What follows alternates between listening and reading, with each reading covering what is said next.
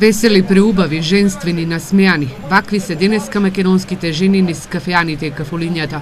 Но што слават жените кога и во 21. век продолжува нивната борба за повисоки плати, работни места, подеднакво вреднувано од заедницата и покрај тоа што во македонските и европските закони не се прави разлика меѓу род и пол.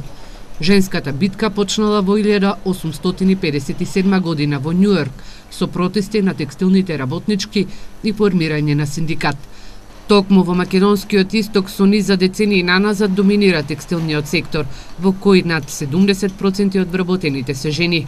Левичарското друштво Солидарност со направените студии на терен покажаа дека жените во текстилниот сектор во земјава не се синдикално организирани и постојано бележат кршење на нивните права. Постои страф едноставно за работното место. Тоа е една. Другата работа е генерално во Македонија постои недоверба кон голем дел од синдикатите. Не велам сите, затоа што има синдикати кои се функционални и добро работат.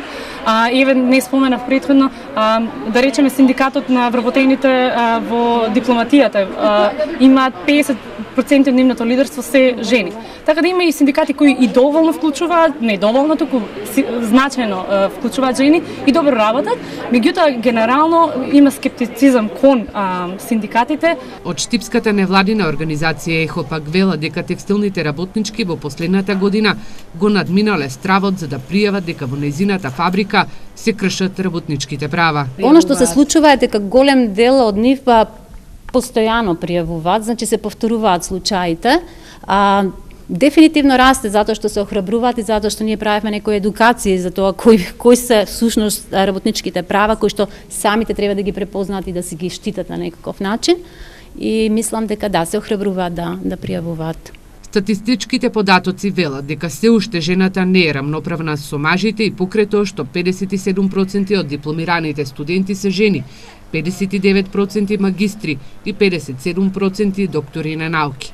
Меѓутоа, 36% се професори на факултетите.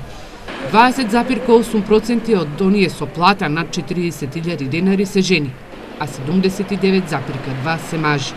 Сепак треба да се знае дека Обединетите нации официјално 8 март го прогласиле за Меѓународен ден на жените во 1975 година.